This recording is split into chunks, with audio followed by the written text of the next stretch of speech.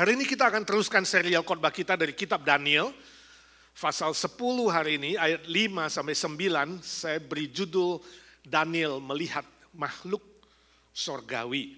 Mari kita berdoa sekali lagi. Bapa di sorga, urapi hambamu yang lemah, terbatas dan hina dina ini, pakai dia jadi saluran berkat buat kami. Dan siapkan hati pikiran kami untuk mengerti firman-Mu ya Tuhan. Bukan saja mengerti, kami boleh terapkan, pakai dalam hidup kami masing-masing.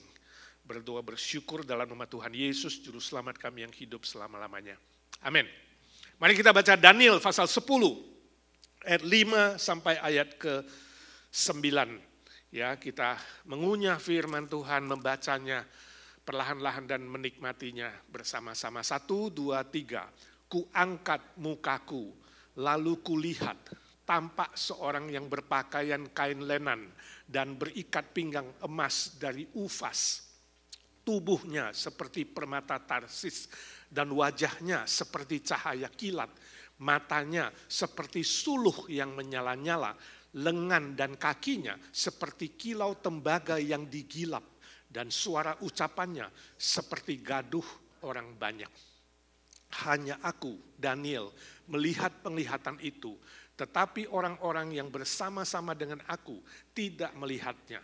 Tetapi mereka ditimpa oleh ketakutan yang besar sehingga mereka lari bersembunyi. Demikianlah aku tinggal seorang diri ketika aku melihat penglihatan yang besar itu. Hilanglah kekuatanku, aku menjadi pucat sama sekali dan tidak ada lagi kekuatan padaku. Lalu ku dengar suara ucapannya, dan ketika aku mendengar suara ucapannya itu, jatuh pingsanlah aku tertelungkup dengan mukaku ke tanah. Penglihatan yang sangat-sangat luar biasa. Saya ingat sebuah cerita dari dosen kami waktu masih di seminari. Dia cerita waktu masih muda, katanya dia suka melihat sekelompok anak-anak muda, cowok-cowok yang nakal, yang suka duduk-duduk pada sore hari di persimpangan jalan. Nakalnya gimana? Mereka menunggu gadis-gadis yang pulang sembayangan dari maghrib, dari masjid. Ya, pulang sembayangan, gadis-gadis itu kemudian diganggu sama cowok-cowok itu. Disuit-suit, disiul-siul, dideketin, ada yang gelitikin, ada yang cekikikan, ada yang dipeluk, dipegang. Ada yang lari ketakutan, tapi juga ada cewek-cewek yang cekikikan senang mungkin diganggu sama cowok. Saya nggak tahu saudara waktu muda sering diganggu begitu gak? Ditoel-toel, dicuil-cuil, itu nakal sekali. Dan dia katakan suatu sore, ketika kelompok gadis-gadis yang sudah diganggu itu sudah lewat, terakhir itu seorang gadis yang ketinggalan jalan sendirian, kelihatannya gak lari. Dia tenang, jalannya anggun, badannya ramping, bagus, ya. Lalu cowok-cowok ini pikir, wah ini bisa diganggu. Lalu mereka datangin. Ya, sweet, ya. Ada yang senggol, ada yang mau coba peluk. Lalu gadis itu membuka kerudungnya. Waktu dia membuka kerudungnya, mereka kaget. Dan semua lari terbirit-birit. Kenapa? Ternyata gadis itu wajahnya itu bekas terbakar dan jelek. Waktu dia coba senyum, pada takut lari semua. Tunggang langgang. Lalu dosen kami berkata, berbahagialah laki-laki yang istrinya jelek dan tidak cakep.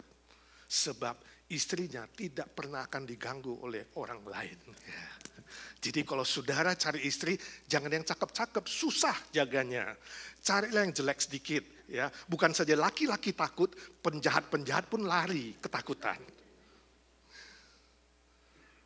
Nah saudara mau mana? Coba yang belum punya istri, mau yang cantik, ya, tapi suka diganggu, atau yang jelek dan tidak diganggu, saudara mau yang mana? Wajahnya jelek, tapi yang penting apa? Hatinya cakep, betul? Saudara mau yang wajahnya jelek, tapi hatinya cakep, atau mau wajahnya cakep, hatinya jelek? Pilih mana? Saya tahu teman-teman di IGNC pasti semua orang yang bijaksana. Mau yang wajahnya cakep, hatinya juga cakep. Betul? Mau orangnya ganteng, hatinya juga ganteng. Itu yang terbaik tentunya. Tapi poinnya hari cerita ini saya ingin bilang bahwa ketika kita membaca Daniel pasal 10 ayat 5 sampai 9, kita menemukan bahwa Daniel melihat seorang makhluk yang luar biasa. Makhluk sorgawi. Bukan makhluk yang menakutkan, walaupun teman-teman Daniel itu katanya lari ketakutan dan bersembunyi. Tapi ini bukan makhluk yang mengerikan, yang jelek seperti cerita tadi. Melainkan sebuah penglihatan makhluk yang sangat-sangat menakjubkan, luar biasa. Penglihatan ini diterima oleh Daniel ketika dia ada di tepi sungai Tigris. Minggu lalu kita sudah belajar. Bersama dengan sebagian orang-orang Israel, sisa Israel yang masih ada di Babylon, di Babel. Dan puasa selama 3 minggu lamanya. Lalu muncul penglihatan ini. Ayat 5 ya, mengatakan istilah bahasa aslinya seorang dalam rupa manusia. Jadi bukan makhluk yang ya, binatang atau sesuatu yang seperti genderuwo atau seperti yang aneh-aneh, bukan. Tapi seorang rupa manusia. Nah pertanyaan siapa dia? Pertanyaan manusia ini, manusia yang luar biasa mulianya, melebihi semua manusia di muka bumi ini. Ya, saya sebut makhluk sorgawi. Manusia sorgawi yang supranatural. Nah ayat 5b sampai 6 itu memberikan 7 gambaran dari makhluk sorgawi ini. Ada 7 hal dari makhluk sorgawi ini. Berpakaian lenan, nah ini biasanya putih bersih yang biasa dipakai oleh malaikat atau oleh para imam. Atau pernah disebutkan oleh Kristus di dalam kitab Wahyu. Nah kain lenan ini melambangkan kesucian dan kekudusan. Itu yang pertama. Gambaran kedua, berikat pinggang emas dari Ufas. Nah ini emas dari Ufas ini emas yang bermutu paling tinggi. Walaupun nggak murni 100%. Karena di bumi gak ada yang 100%. 99,999. Paling murni. Ini dicatat dalam Yeremia pasal 10. Ini adalah simbol kegagahan dan kekuatan yang besar. Lalu gambaran ketiga, tubuhnya seperti permata Tarsis. Nah permata Tarsis ini berwarna kuning emas berkilauan. Dan terdapat di Tarsis atau hari ini Spanyol Selatan, bagian selatan. Ini adalah lambang kekayaan dan keindahan yang sangat mahal harganya. Gambaran keempat, wajahnya seperti cahaya kilat. Ini adalah simbol dari kemuliaan dan keagungan yang sangat megah. Kelima, matanya seperti suluh yang menyala-nyala, menyatakan sebuah penglihatan yang sangat tajam dan sangat jelas yang bisa menembus jauh ke dalam hati manusia. Hati nurani yang tidak dilihat orang lain. Lalu keenam, gambaran keenam, lengan dan kakinya seperti kilau tembaga yang digilap. Digilap artinya dipolish sampai bercahaya. Ya. Ini lambang kemuliaan dan kekuatan yang sangat dahsyat. Dan gambaran ketujuh, suara ucapannya seperti gaduh orang banyak. Menyatakan suara yang didengar oleh Daniel dari makhluk itu. Orang-orang gak melihat tapi mendengar dan kaget luar biasa. Ini besar, berwibawa, sekaligus berotoritas sorgawi dan ilahi. Nah pertanyaannya, siapa makhluk yang memiliki 7 gambaran ini? 7 simbol angka Tuhan, ilahi. 7 juga adalah angka simbol kesempurnaan. Beberapa penafsir mengatakan ini pasti malaikat Gabriel yang dilihat Daniel sebelumnya. Atau malaikat Michael, malaikat perang. Atau malaikat-malaikat lain yang tidak disebutkan namanya. Nah kita tidak setuju dengan tafsiran ini. Kenapa? Sebab kalau kitab Daniel mencatat malaikat pasti disebutkan namanya. Itu yang kesan kita dari pasal-pasal sebelumnya. Selalu disebutkan malaikat Gabriel disebutkan yang memberitakan. berita itu. Nah ini sini gak disebutkan namanya. Jadi tafsiran yang paling benar dari makhluk sorgawi dengan 7 gambaran yang sempurna itu pasti adalah pribadi Kristus. Yesus Kristus Sang Firman, oknum kedua dari Allah Tritunggal. Ini dalam perjanjian lama disebut dengan teofani. Teofani artinya Tuhan menampakkan diri kepada manusia sehingga bisa kelihatan dalam bentuk rupa manusia. Seperti Tuhan menampakkan diri kepada Abraham, kepada Yosua, kepada tokoh-tokoh lain. Tuhan menampakkan diri kepada Daniel, lalu bisa juga menghilang. Ini namanya teofani. Sebelum Yesus inkarnasi. Kalau inkarnasi, Yesus memakai darah dan daging. Kalau teofani, dari roh tiba-tiba menjadi manusia, makhluk yang luar biasa, lalu juga bisa menghilang. Ini adalah pribadi Kristus. Nah, tafsiran ini dikuatkan oleh Wahyu Rasul Yohanes ketika dibuang ke Pulau Patmos. Rasul Yohanes memiliki penglihatan yang sama persis kalau nanti saudara baca Wahyu pasal 1 ayat 13 sampai 15 itu gambarannya sama ketika Daniel melihat rupa manusia di sini. Nah juga sebutan anak manusia itu adalah gelar dari Yesus Kristus ketika dia di dunia ini.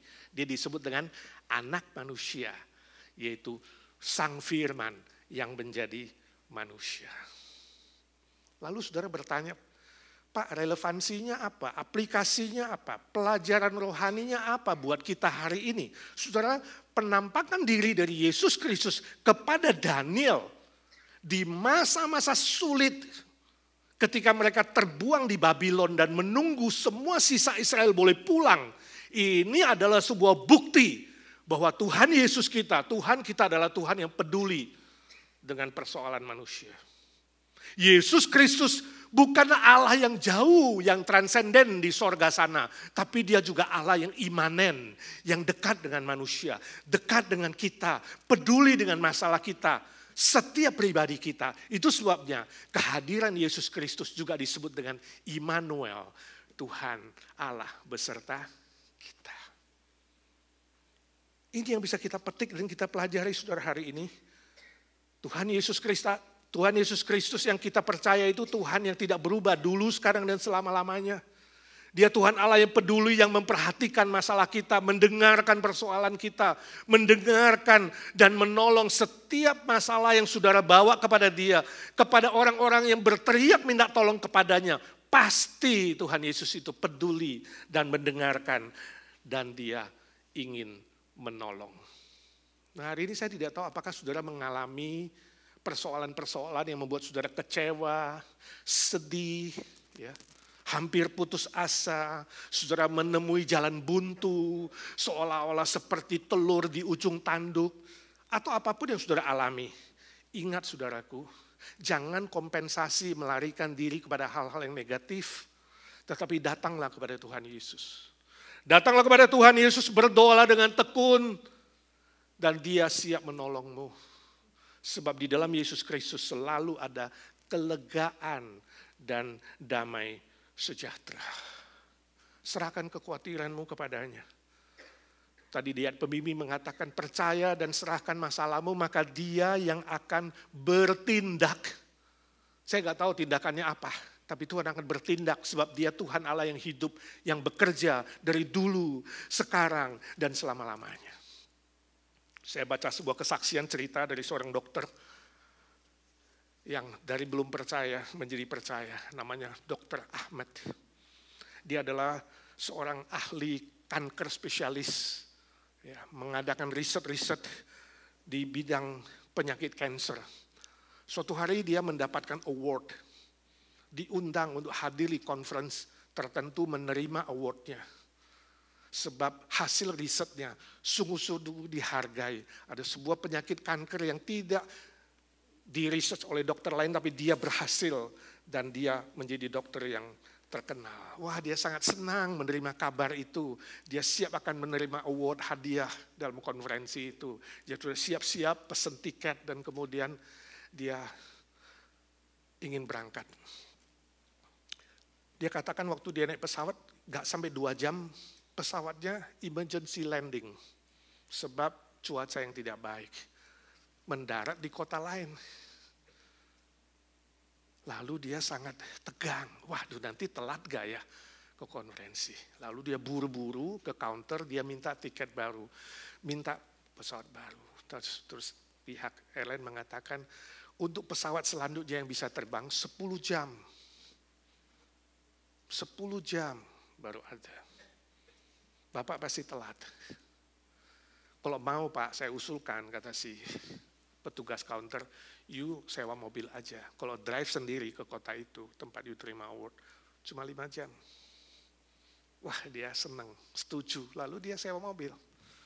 Sewa mobil, dan dia mulai drive menuju kota yang akan dituju untuk terima award. Lalu dia cerita, heran sekali baru jalan 2 jam, dia bilang, itu cuaca luar biasa jeleknya. Ya, ada angin, ada hujan, ya, ada salju. Wah, dia bilang dia mulai nyasar-nyasar nyetirnya, ya kan. Harus lewat sebuah kota kecil dan dia gak bisa melihat dengan jelas. Begitu nyetir lebih 2 jam, dia bilang ini pasti aku sesat ini, gak tahu mau kemana ini. Kok tiba-tibanya nyasar gak tahu kemana. Lalu dia pikir, saya mending cari rumah tertentu penduduk yang dekat untuk pinjam telepon. Lalu dia carilah ketemu sebuah rumah. Waktu dia ketok malam itu, dia bilang keluar seorang wanita yang cantik, masih muda, dan mengundang dia masuk karena cuaca jelek sekali. Dia bilang, saya cuma mau pinjam telepon. Lalu wanita itu bilang, maaf sekali saya gak punya telepon, gak ada kontak apa-apa di sini. Ya, tapi cuaca begitu jelek, mending masuk untuk minum teh dan makan sedikit. Nah, dia sudah basah, udah capek, akhirnya dia terima. Dia masuk ke dalam, Dr. Ahmad, kemudian dia kasih minum teh, dia makan roti, udah agak seger dikit. Lalu si wanita itu bilang, saya mau berdoa sebentar ya, you mau ikut juga boleh, kita doa bareng. Berdoa sama Tuhan. Lalu Dr. Ahmad senyum sinis, dia bilang, sorry aku gak percaya dengan Tuhan, saya percaya kerja keras, silakan you doa sendiri. Kerja keras yang membuat aku sukses, dia bilang. Lalu ya wanita itu gak apa-apa, dia pergi berdoa agak jauh, berdoa di depan sebuah ranjang kecil bayi. Rupanya di dalamnya ada bayi dan berdoa di situ. Udah selesai, kemudian berhenti sebentar, sambung lagi. Doa, udah selesai, sambung lagi. Dokter lihat dari jauh dengan cahaya lampu yang gak begitu jelas, dia mulai penasaran. Dia deketin ibu itu, dia katakan, kamu doa apa? Apakah ada sesuatu yang bisa saya tolong? Kelihatannya kamu susah. Lalu gadis itu baru berkata, wanita itu berkata, ya saya punya seorang anak, dia sakit kanker yang sangat aneh. Dan menurut orang, menurut dokter, itu yang bisa menyembuhkan dia hanya satu dokter namanya Ahmed. Kaget dia. Ahmed ini tinggalnya di kota yang jauh sekali. Gak mungkin saya bisa ke sana, saya tidak punya uang, tidak punya dana, dan juga biayanya pasti mahal. Nah tapi saya percaya Tuhanku bisa melakukan sesuatu. Sekarang Tuhanku belum menjawab doaku, tapi suatu kali dia akan lakukan sesuatu untuk menolong aku. Dan saya yakin bahwa imanku kepada Tuhan akan menghapus semua ketakutanku dan kekhawatiranku. Dr. Ahmad mulai nangis. Dia terharu. Dia ceritakan di situ, saya tidak mengerti, saya tidak bisa bicara waktu itu, hanya tegang dan menangis. Sekarang aku mengerti kenapa semua yang aku hadapi ini terjadi. Sebab Tuhan dia mendengar doanya. Ya, kenapa pesawat harus mendarat emergency, kenapa dia harus sewa mobil, kenapa dia harus tersesat, kenapa dia harus ke rumah ini, kenapa dia harus gak punya telepon untuk kontak, kenapa dia harus. Singkat cerita, Ahmad percaya Tuhan. Dia menolong anak itu dan dia menuliskan kesaksian ini. Dia katakan, Di dunia ini kelihatan ada banyak orang yang menghadapi masalah, persoalan, susah, miskin, kita tidak mengerti. Tapi Tuhan tetap bekerja.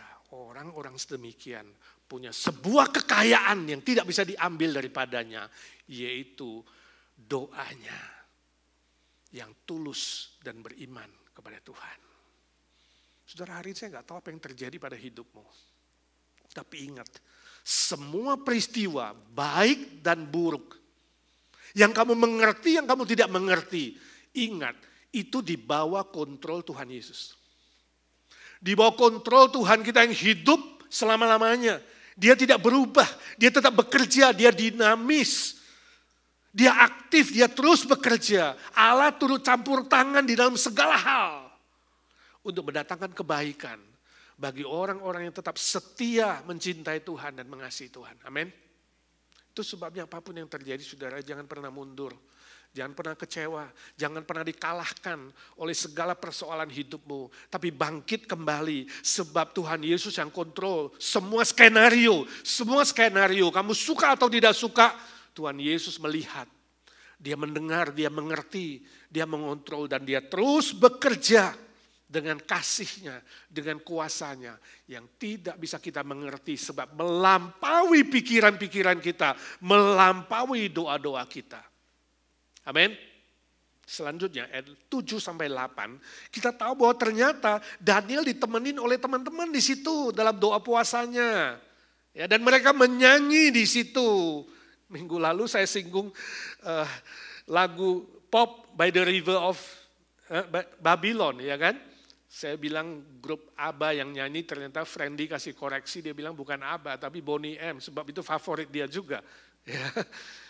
Dan betul, itu dinyanyikan oleh Boney M, jadi saya koreksi di sini.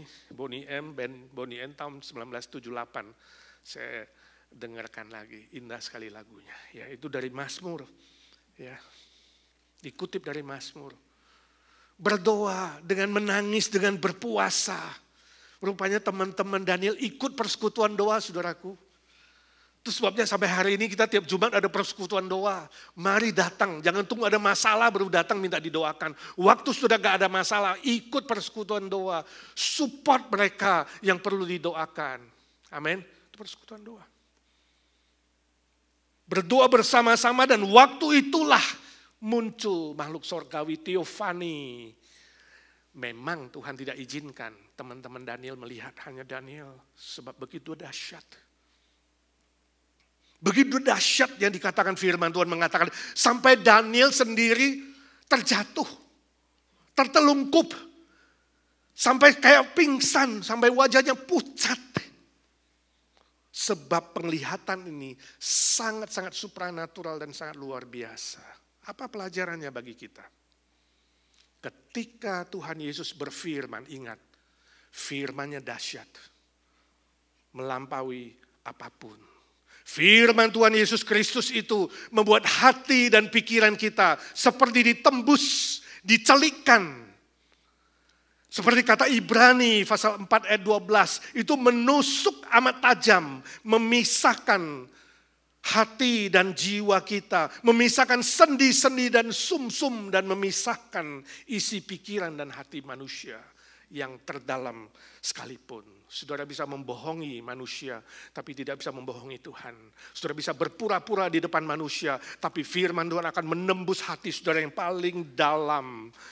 Dan itu menjadi sebuah senjata sekaligus sebuah koreksi untuk menumbuhkan kita semakin dewasa di dalam firman Tuhan dan di dalam Kristus. Kita mulai bisa membedakan mana yang baik, mana yang tidak baik, mana yang benar, mana tidak benar. Firman Tuhan membuat kita mulai mengerti mana kehendak Tuhan, mana bukan kehendak Tuhan. Mana yang benar dan mana yang kudus, bukan yang baik. Yang baik belum tentu benar. Tapi yang benar selalu baik. Seorang teman cerita suatu hari diajak temannya untuk ikut kelas Alkitab. Ya, mungkin kayak Spika atau Biko kali ya, Bina Iman Kristen Online. Ya, diajak temannya ikut, bukan di kita, tempat lain. Lalu temannya bilang gini, sorry ya, Roh Kudus gak bilang sama saya itu saya harus belajar Alkitab. Saudara, hari ini ada orang-orang aneh seperti itu. Memakai nama Tuhan, memakai nama Roh Kudus begitu sembarangan. Saudara yakin Roh Kudus tidak mau saudara belajar Alkitab? Ya, jangan sembarang klaim nama Roh Kudus. Hati-hati dengan ajaran-ajaran yang menyesatkan. Ada juga seorang pendeta, ya ini juga kesaksian dari teman saya, dia sudah keluar dari gereja itu, dia katakan, pendeta saya gak pernah sekolah di seminari. Waktu ditanya, Bapak kenapa gak belajar sekolah Alkitab? Dia bilang, sorry, saya gak perlu sekolah Alkitab. Saya langsung belajar dari Roh Kudus. Nah, saudara akan menghadapi orang-orang begitu, saudara hati-hati sekali di zaman ini. Ya, yang malas belajar, mau jadi pendeta, malas belajar, lalu kemudian mengatakan dia belajar sendiri dari Roh Kudus. Ya, ngawur, pasti menyesatkan. Ada juga yang suka klaim, Tuhan bilang sama saya. Tuhan bilang sama saya, ini dangerous saudara. Saya pernah ceritakan teman saya yang di Malang sampai lari ketakutan karena dia praktek di sebuah gereja, majelisnya udah agak tua, ya kan? Hampir 50, dia masih 20 lebih, terus majelisnya bilang, saya udah berdoa, Tuhan ngomong sama saya supaya saya menikah dengan kamu, dan kamu jadi istriku. Bahaya gak saudara? Ya? Ini single-single di sini, kalau tiba-tiba ada satu orang yang agak tua, botak-botak datang kepadamu, saya udah berdoa 7 hari 7 malam, atau seperti Daniel 21 hari, lalu dibilang, kamu harus menikah dengan saya. Jawab apa saudara? Hah? Puji Tuhan. Ciwineka puji Tuhan. Kalau ada yang 90 hari ini bilang, Wineka, Tuhan ngomong sama saya kemarin, you harus menjadi istriku. Sehingga aku bisa dapat status keliling-keliling dunia sama kamu. Ciwineka bilang puji Tuhan. Jangan sembarang puji Tuhan. Ini mulut jangan latah saudara. Ya, sembarangan dengan orang yang klaim pakai nama Tuhan bilang, sorry ya Tuhan gak ngomong sama saya. Selalu harus ada 2 saksi saudara. Gak bisa 1. Malaikat muncul kepada Maria, kemudian muncul kepada Yosef. Selalu konfirmasi 2. 2 saksi baru betul, 1 saksi pasti palsu. Harus ada 2. Atau bilang, Tuhan juga ngomong sama saya tidak harus nikah sama kamu. Hati-hati dengan sembarang mengklaim pakai nama Tuhan, padahal tidak sungguh-sungguh belajar firman Tuhan. Saudara cek dan recheck, ini gunanya Alkitab kita. Apapun ajarannya, termasuk ajaran dari firman Tuhan yang dikhotbahkan di sini, termasuk Pak Edi yang berkhotbah, cek dan recheck firman Tuhan. Apakah itu sungguh-sungguh cocok atau bertentangan? By the way, saya selipkan sedikit promosi. Mulai besok kita ada BIKO, Bina Iman Kristen Online. Sudah nggak perlu ke gereja, boleh ikut Zoom. Ya, besok saya akan berikan linknya. Saudara boleh 7.30 malam kita belajar, ya, dan saudara boleh interaksi dan tanya jawab. Kita belajar doktrin Alkitab, mendalami firman Tuhan, mencintai firman Tuhan. Seperti kata 2 Timotius pasal 3, bahwa firman Tuhan bukan saja memimpin kepada keselamatan, tapi firman Tuhan mengoreksi kita, membenarkan kita, memimpin kita kepada kebenaran, dan menumbuhkan kedewasaan iman kita dan pengetahuan kita di dalam Tuhan. Dan Yosua pasal 1 ayat 7 dan 8 mengatakan, renungkan firman itu siang dan malam. Mulai disiplin saudara, jangan berhenti belajar, jangan terus menjadi kanak-kanak, terus bertumbuh makin dewasa. Disiplin, maka engkau akan diberkati dengan keberhasilan dan keberuntungan. Baca Yosua 1 ayat 7 sampai 8.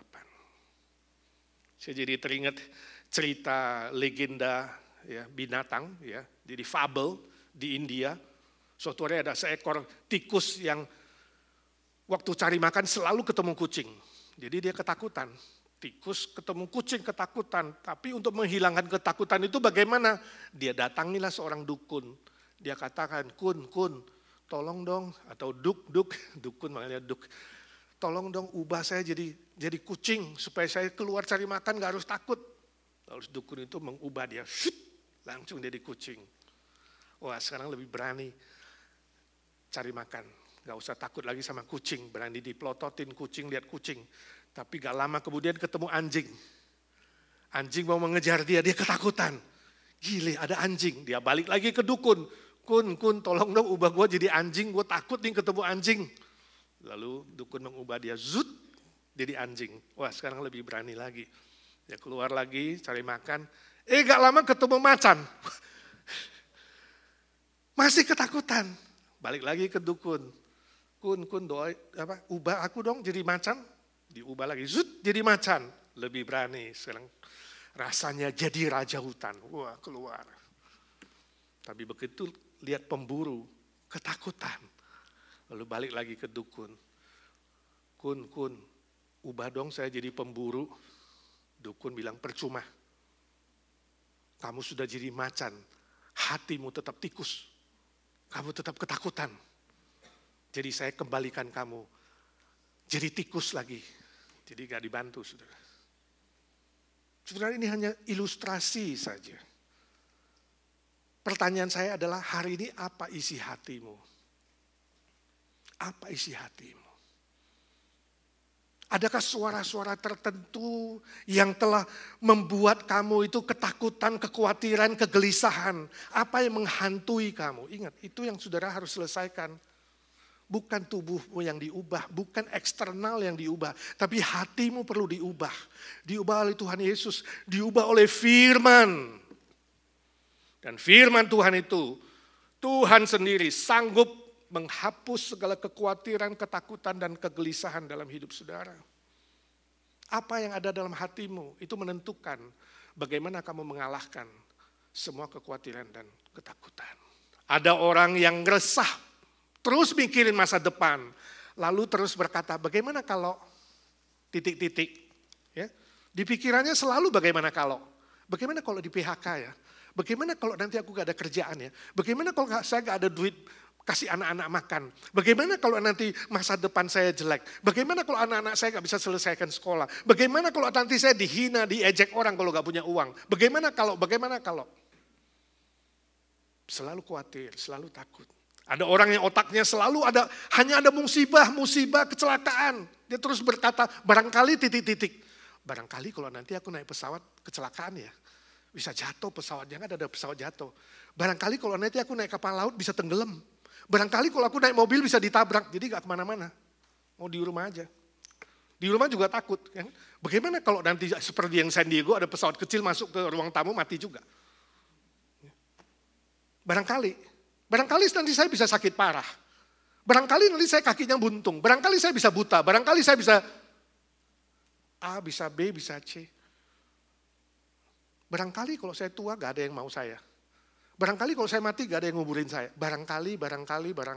Saudara, kalau saudara terus di pikiranmu barangkali titik-titik. Bagaimana kalau titik-titik itu akan menggerogoti hidupmu? Sebab barangkali titik-titik, bagaimana titik-titik selalu negatif hasilnya. Seorang yang tidak menyebut namanya NN, dia menuliskan puisi ini. Kegelisahan, kekhawatiran, dan ketakutan yang saudara ciptakan akan menggerogoti hidup saudara. Sebab sukacitamu akan dilahapnya, kebahagiaanmu akan dibunuhnya, gairah hidupmu akan dihapusnya, pikiran dan hatimu akan dihancurkannya. Tubuh saudara akan benar-benar jadi sakit parah, mental saudara akan benar-benar ambruk, dan rohani saudara dan iman saudara akan benar-benar rontok. Saudaraku, sebab itu buanglah semua pikiran yang isinya bagaimana kalau. Buanglah semua pikiran yang isinya barangkali titik-titik. Hapus semua itu. Hapus di dalam nama Tuhan Yesus. Minta Tuhan cabut semua hati yang gelisah, pikiran yang negatif, ketakutan-ketakutan yang tidak perlu. Minta Tuhan gantikan dengan sukacita dari sorga. Damai sejahtera dari sorga, iman yang kuat dan teguh. Pak sulit Pak, bagaimana bisa buang dia datang sendiri kok, saya gak mikir juga datang sendiri. Ada seorang bapak telepon saya, bapak sih ngomongnya gampang karena you pengkhotbah. Bagaimana membuang itu, susah. Dia muncul selalu tanyanya, bagaimana kalau. Saya bilang begitu muncul satu bagaimana kalau, hafal satu ayat mas, janji Tuhan. Katakan dalam nama Tuhan Yesus buang bagaimana kalau. Saya mau ingat firman Tuhan. Filipi 1 ayat 6. Tuhan memulai pekerjaan yang baik. Dia berjanji akan meneruskan dan menggenapinya. Muncul lagi 1 Petrus 5 ayat 7. Serahkan kekhawatiranmu kepada Bapa sebab Dia yang memelihara kamu. Gantikan dengan janji Tuhan. Janji Tuhan benar. Janji Tuhan ya. Janji Tuhan amin. Bagaimana kalau selalu salah? Dan seringkali salah. Barangkali itu selalu salah. Kata-kata orang bisa salah. Kata manusia bisa salah. Apalagi kata iblis. Jangan sampai iblis membisikkan kamu. Kamulah orang yang paling susah. Paling sedih. Paling kecewa. Paling tidak ada harapan. Ya, kamu sudah ditinggalkan sama Tuhanmu. Kamu sudah ditinggalkan sama teman-temanmu. Gak perlu ke gereja. Gak perlu berdoa. Itu taktik iblis. Itu bisikan iblis. Jangan percaya. Iblis selalu pendusta dan penipu. Saudara tahu ada berapa jumlah janji Tuhan di dalam Alkitab? Saya sendiri belum menghitungnya. Tapi saya baca tentang Herbert Lockyer. Herbert Lockyer itu adalah seorang teolog, seorang dosen Alkitab, seorang penulis buku. Dia menulis buku banyak sekali. Salah satu bukunya berjudul All the Promises of the Bible. Semua janji yang ada dalam Alkitab. Nah, dia menghitung jumlahnya 7.147 janji. Saya belum hitung, tapi dia udah hitung. 7.147 janji Tuhan dalam Alkitab. Jadi ada bukunya, All the Promises of the Bible. Nah, saya coba membagi 7.147, kalau dibagi 1 tahun 365 hari, maka setiap hari ada 19 janji, 19, sekian ya, dibulatkan 19 lah. 19 janji firman Tuhan setiap hari yang bisa kita pakai. Kalau 19 kali muncul, bagaimana kalau? Atau aku khawatir, aku takut, aku ini. Saudara, isi otakmu, pikiranmu dengan janji firman Tuhan setiap hari. Amin. Itu kekuatan. Itu senjata rohani. Itu dahsyat. Dahsyat seperti Daniel itu sampai tertelungkup menyembah Tuhan. Dahsyat sampai orang-orang ketakutan ketika Tuhan Yesus berfirman. Sebab firman Tuhan itu dahsyat, saudaraku. Senjata rohani yang menolongmu mengalahkan semua ketakutan, kekhawatiran, kegelisahan, kesusahan, dan kesedihan. Sebab itu saudaraku lebih baik isi pikiran dan hati dengan janji-janji firman Tuhan. Bukan dengan kata-kata manusia dan kata-kata iblis. Amin. Maka kamu akan sukacita dan bahagia, sehat, fisik, mental, rohani. Amin. Kita hari ini akan merayakan Sang Firman Yesus Kristus yang telah menjadi manusia, mati bagi kita di atas kayu salib. Biarlah kita ingat sekali lagi mengisi hati kita dengan kasih Kristus, sehingga kita hidup di dalam kasih Kristus yang menguatkan dan firman Kristus yang menguatkan, bukan di dalam kesusahan, kesedihan, kegelisahan, dan ketakutan. Mari kita berdoa. Ya Tuhan Yesus, suara hamba-Mu sudah berhenti. Biarlah suara Roh Kudus terus bekerja di hati kami.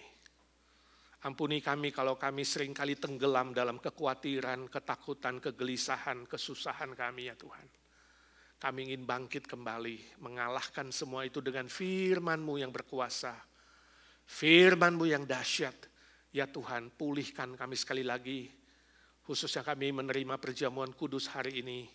Tuhan, siapkan hati pikiran kami. Tuhan, pulihkan sakit penyakit kami, fisik, mental, dan rohani. Kami ingin lebih dewasa, kami ingin lebih sehat, kami ingin lebih sukacita dan bahagia dan berhasil di mata-Mu dan di mata manusia. Siapkan hati kami masing-masing. Pakai hamba-Mu menjadi alat yang berguna untuk memimpin perjamuan ini. Dalam nama Tuhan Yesus Kristus kami berdoa dan memohon berkat Tuhan. Amin.